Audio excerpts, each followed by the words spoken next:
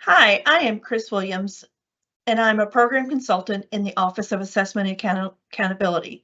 Today with me is my wonderful colleague, Ben Riley, who's going to assist me with our topic today, which is the Accountability Indicator Training. And this is for progress on English language proficiency. So let's begin. There are 6 indicators that make up the Kentucky Accountability System, including state assessment results in reading and mathematics, state assessment results in science, social studies and writing, English learner progress, post-secondary readiness, quality of school climate and safety, and graduation rate. This training will focus specifically on the progress of English language proficiency, which is one of the 6 state indicators in the accountability system. The Office of Assessment and Accountability developed this glossary of terms to assist educators when referencing and discussing the accountability system. I will refer to these terms throughout the training, so be sure to come back to the slide as necessary to refresh yourself with definitions if needed. Here are the overall accountability weights for each indicator. This presentation focuses on the English learner progress weights.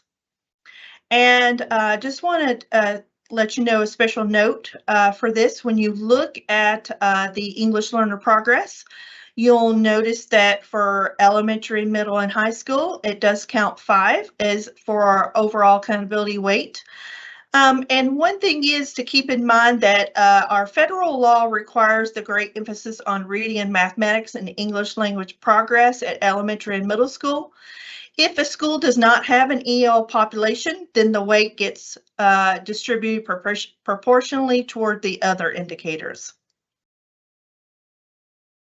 Here is the agenda for today's presentation, and we'll go over a lot of things for you for this particular indicator. Kentucky's ESSA plan, which is Kentucky's Every Student Succeeds Act plan. Here's a link to that particular plan, which is current for this year. Also, within the plan, it talks about progress. You have to meet progress on English language proficiency indicator.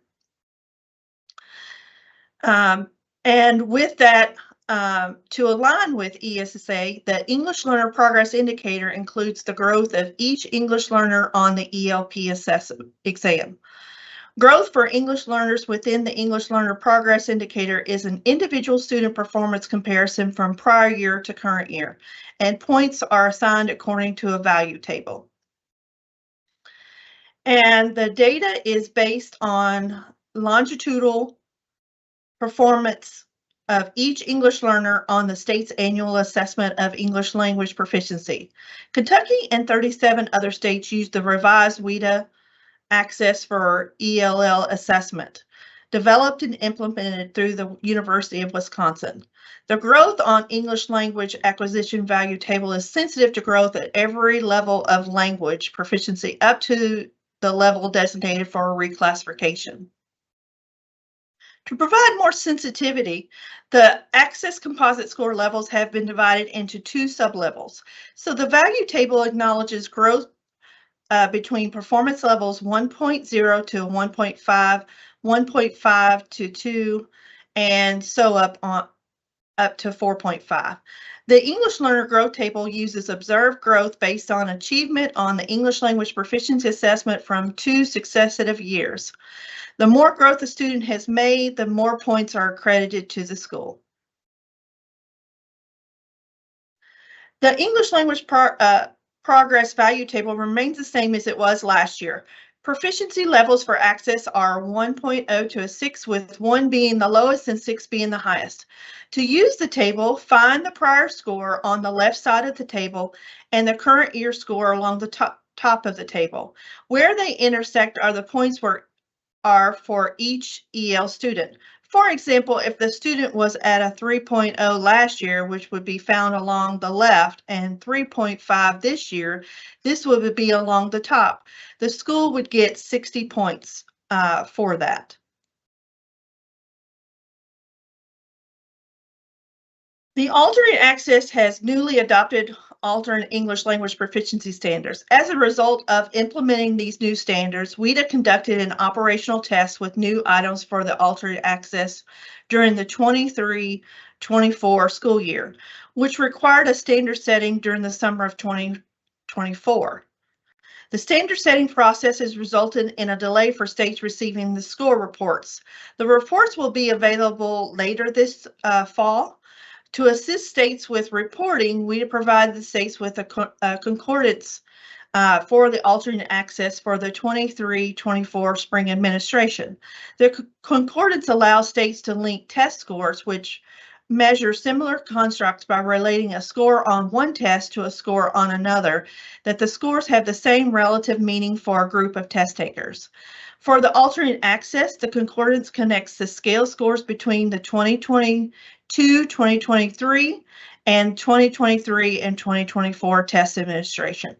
The information on this slide will remain the same as last year, with looking at the prior year score on the left side of the table and using the concordance to obtain the current year score at the top, with the proficiency levels to determine where they intersect. This intersect provides the results of whether or not the EL student made progress to proficiency for this year. We will look at example on the next slide for access. Now let's explore some examples of English language progress status, which helps illustrate both positive and negative progress toward English language proficiency. On the left side, you will see an example of a positive progress toward English language proficiency. The student's previous score on the Access for ELLs was 2.0. This year, the student's score has increased to 2.5. As a result of this improvement, the student is awarded 60 points. On the right side, we have an example of a negative progress toward English language proficiency. In this case, the student's previous score on the Access for ELLs was 3.5. However, the current year score has dropped to 3. Because of this decline, the student would receive 0 points. These examples clearly demonstrate how change in a student's performance from year to year can impact their overall progress status and the points they earn. Now let's take a look at how the status calculation performed for students. First, the status is determined by comparing the student's WIDA access on alternate access performance from the previous year to the current year. This comparison uses EL tables to assign points, and the scores are then averaged to generate the final result. It is important to note that students are reported based on their full academic year, meaning that they must have been enrolled for at least 100 days in their respective schools and districts. For the assessment to count, students must be tested using the same assessment, either access or alternate access, in both years. Only students with points values ranging from 0 to 140 are included in the report. Lastly, the analysis only includes students from groups that meet the minimum in count threshold of 30 students, which applies to elementary, middle, and high school. The calculation for status has not changed. To calculate the status for the English learner progress, take the total number of growth points earned and divide it by the total number of EL students who have both a prior year score and a current year score. The status scores represents the current year outcome for a given indicator and is calculated according to the metric described in the performance level descriptor document below.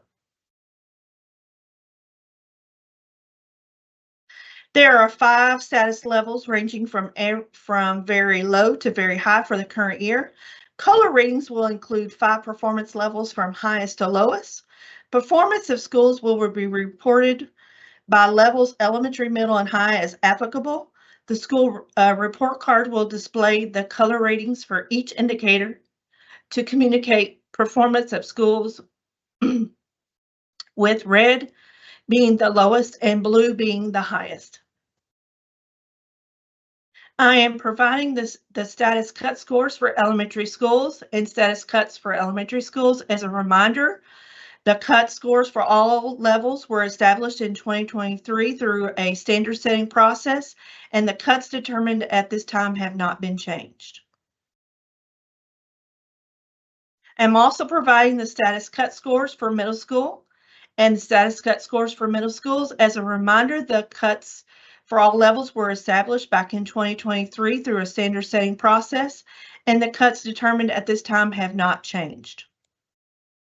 I'm also providing the status cut scores for high school and the status cuts for high school. As a reminder, the cuts for all these levels were established in 2023 through a standard setting process, and the cuts determined at this time have not changed.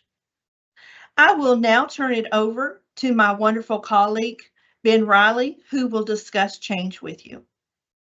Thanks, Chris. Let's go ahead and dive a bit deeper into understanding the change score for each school. The process can be broken down into a few key steps. First, we begin with the status score. This score isn't just a static number, it represents change. It's calculated by comparing a student's performance on either the WIDA access or the alternate access tests from year to year. We use the EL tables to allocate points based on their performance. And then we take an average of these points to get our status score. Now, to understand the change, we compare the status score from the prior year to the current year. Here's the formula. Current year status minus prior year status gives us this change, or gives us the change score. Once we have the change score, we add it to the current year's status score. This will give us what we call the indicator score. Simply, current year status score plus change score equals the indicator score. However, there are limits to consider. If for some reason the indicator score is less than 0, we set it to 0. On the other hand, if it exceeds 140, we cap it at 140. This ensures that our scores remain within a meaningful and manageable range. These steps ensure that we get a comprehensive understanding of the school's change. Let's take a look at an example of a change score.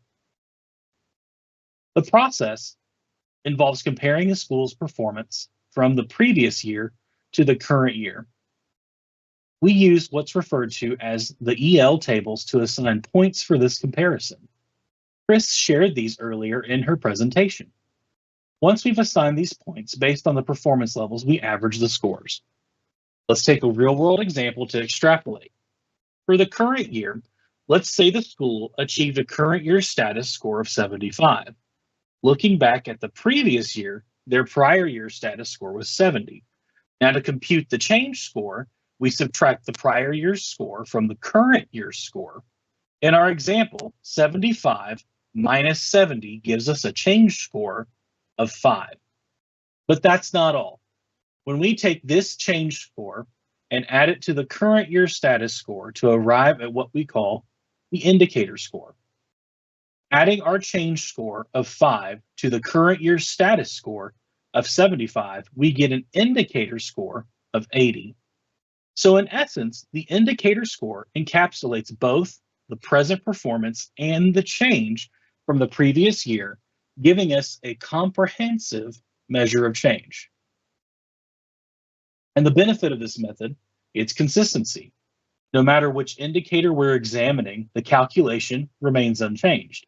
Every indicator's change score is computed in the exact same manner. Now, once we have our change score, it's important to classify it. We categorize these scores into 5 distinct change levels. 1 declined significantly, 2 declined, 3 maintained, 4 increased, 5 increased significantly. These levels provide a clearer, more intuitive understanding of a student's or group's trajectory from the previous year. So to give a quick representation, current year status score minus prior year status score equals our change score. Now, a key point to remember while we use the prior year scores to help us calculate these change scores, they do not directly influence our indicator performance ratings. Their primary function is to give us a benchmark, a point of comparison to see how far we've come or where we've receded. I'm providing the change scores for elementary schools and high schools. As Chris shared with status, the cut scores established in 2023 have not changed. Along with the elementary cut scores table, I'm also providing the change cut scores for middle school. As Chris shared with the status that the cut scores established in 2023 have stayed the same. Along with the elementary cut scores table, I also am providing the change cut scores for high schools. As Chris shared with the status that the cut scores established in 2023 have also stayed the same. Now, let's simplify things a bit and understand the indicator score. Think of the indicator score as a blend of two components, the status score and the change score. In essence, the indicator score is a straightforward summation of both of these scores. So when we talk about the indicator score, we're essentially capturing the current status along with the progress made or change made from the prior year. Imagine it this way.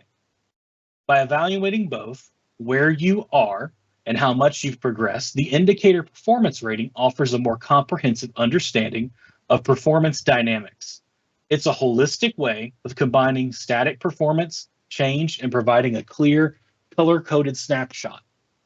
Please note, though, this does not influence the indicator performance ratings. The indicator performance rating is one of 5 color-coded performance levels designated for each state indicator.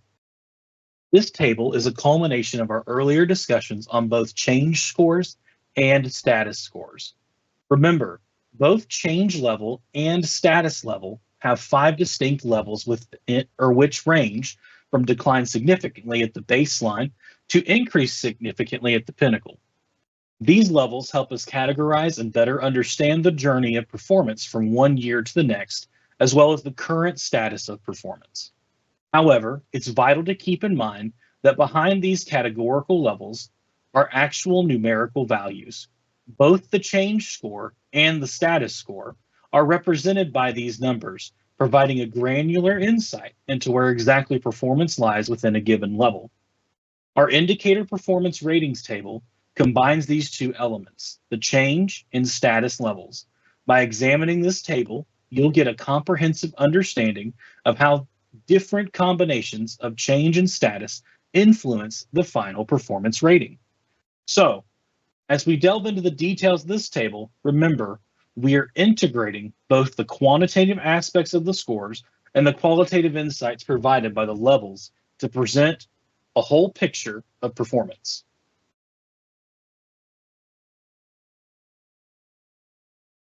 Let's transition to an overarching perspective with our overall scores. These scores will provide a collective reflection of the outcomes across all available indicators. To arrive at these scores, it's not just a simple summation. We carefully apply specific weights to each indicator, ensuring that each contributes proportionally to the bigger picture. Take, for example, our high school overall score calculation. Starting with the state assessment results in reading and mathematics, we have its indicator score, which is weighted at 45%. That's multiplied by 0.45. Next, our state assessment results in science, social studies, and writing indicator score has a weight of 20%, so that's multiplied by 0.20. Continuing on, our English learner progress indicator score is weighted at 5%. Following this, we have a quality of school climate and safety indicator, which holds a 4% weight. Then, the post-secondary readiness makes up 20%. And lastly, the graduation rate is given a weight of 6%. When we factor in all these individual weighted scores, the sum gives us our overall score. This methodology ensures that each accountability indicator contributes in a manner that reflects its weighted significance in the broader calculation of overall score. Looking at the bigger picture, let's dive into the overall performance rating. This rating isn't isolated to just one school level. It combines performance across elementary, middle, and high schools. This is achieved by tapping into our indicators, ensuring a consistent benchmarking standard. Now, to make this data more digestible and immediately comprehensible, Kentucky adopted a color rating system. At a glance, these colors provide a clear and intuitive sense of a school's performance. Picture a spectrum. At one end, we have red, indicative of the areas where there's significant room for improvement. And as we move across the spectrum, the colors shift, each representing progressive performance. The pinnacle of this is represented by blue. The color-coded system is designed to provide a swift visual assessment of performance, making it easier for stakeholders to grasp the status and areas of focus. Please also note that the public school report card will be released later this year. The initial public release of assessment and accountability data will be an open house. Shown on this slide is a table of the current cut scores that were established in 2023. These cut scores are current. I will pause for a moment for you to review this information.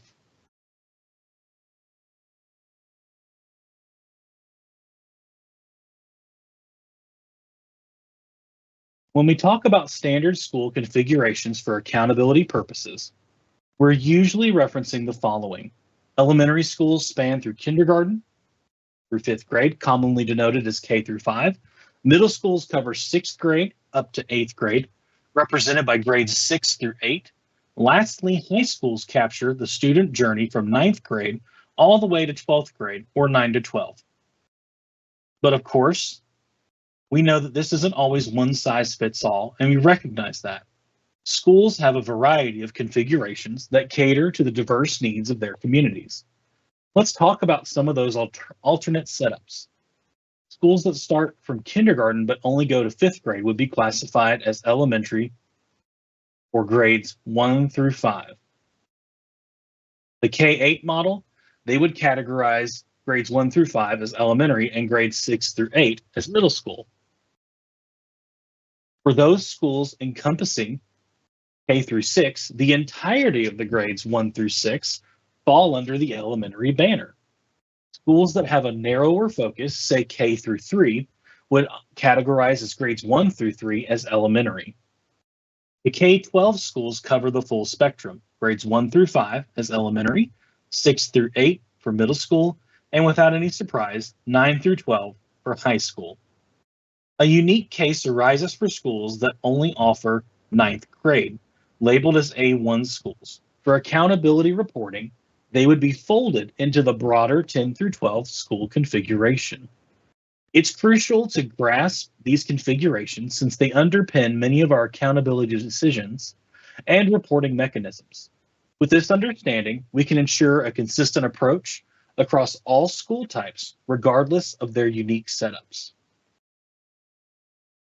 Now let's look closely into the intricacies of feeder schools within Kentucky's accountability system.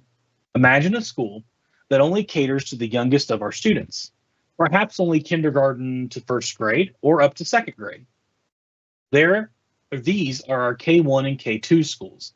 Now, while these schools might not have grades that are typically tested in our Kentucky accountability system, they play a crucial role in our educational ecosystem. Here's why these foundational schools lay the groundwork for students' subsequent educational experience. They eventually feed or send their students to higher level schools. The unique aspect in Kentucky's approach is that these feeder schools take on the accountability classification of the higher level schools where the majority of their students enroll. To give you a clear picture, K1 and K2 schools primarily feed into elementary schools. There's also a similar pathway for 9th grade schools that's predominantly fed into high schools. Now, you might ask, how do we ensure this alignment and accountability? Here's where Kentucky's meticulous student information system comes into play. Through this system, we can track the journey of students from schools with a high grade of 2 or lower. We observe where the students move on to for their subsequent grades. For a feeder school to be assigned the same federal status as a higher level school, a staggering 90% of its students should be attending that particular higher level institution. To put it in simpler terms, the connection between the feeder school and its corresponding higher level school is so strong that almost all students from the feeder school continue their education at the higher institution. As of now, our data shows a one-to-one school connection. using this tracking process in Kentucky. The reason it's important to understand feeder schools and their impact on EL accountability schools is considering schools that have a unique grade structure, such as those offering grades 3 through 6. In these situations, it's essential to note that EL students, those who undertook tests at their preceding feeder schools in grades 1 and 2, could contribute to the minimum N value for our indicator. Now that we've discussed feeder school grade structures, let's move on to discussing EL students who are included and not included in the access and alternate access calculation. As we review the intricacies of the access and alternate access calculation, it's important to clarify which students are not included in this assessment measure. Each of these exclusions has specific reasons that uphold the integrity and consistency of our data. Let's delve into these categories. 1, kindergarten students.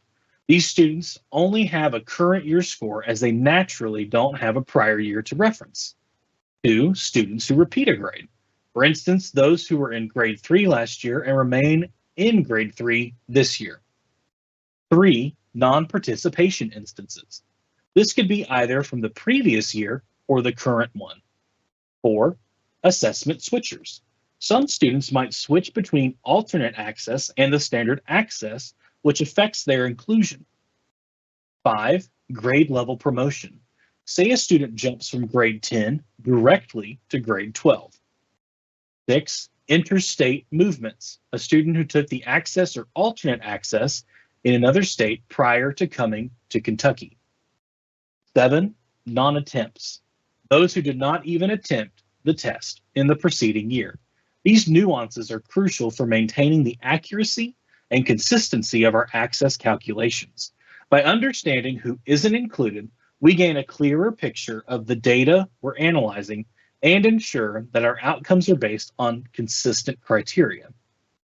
The students who are included are tested in both current and prior year, and students who tested in the prior year or received the lowest score, but not tested in the current year without an approved medical non-participation. ESSA mandates that we set ambitious long-term goals. The reason? To have the percentage of students who score below proficient levels. And we're not talking about an indefinite timeline here. Our aim is to achieve this significant reduction by 2030, taking 2019 as our reference year. However, life has its way of throwing curveballs, and as with many other plans worldwide, COVID-19 has affected our instructional and accountability timelines. Recognizing the challenges the pandemic has posed, there's been a shift. Every long-term goal set from 2020 onwards will be postponed for 2 years. In simple terms, goals originally set for 2020 are now postponed to 2022, and our goal or 2030 target moves to 2032. Specifically focusing on our English language learners, our benchmarks are based upon the WIDA access for ELLs. This assessment focuses on progression towards proficiency. The system is straightforward from a student's first year. We design a 5-year trajectory. The objective for each student to achieve proficiency by the end of this 5-year period. If a student's performance aligns with or surpasses this trajectory target, they are deemed on track. Here are the other trainings offered by the Division of Assessment and Accountability Support for our state accountability trainings. If you have any questions about any of our training materials, please contact us. On behalf of Chris and myself, I'd like to thank you for joining us today for this presentation. Also, if you have any questions concerning this presentation or any materials in any of our other accountability indicator trainings, please reach out to us at dacinfo@education.ky.gov or give us a call at 502-564-4394, and we'd be happy to assist you. Have a wonderful day.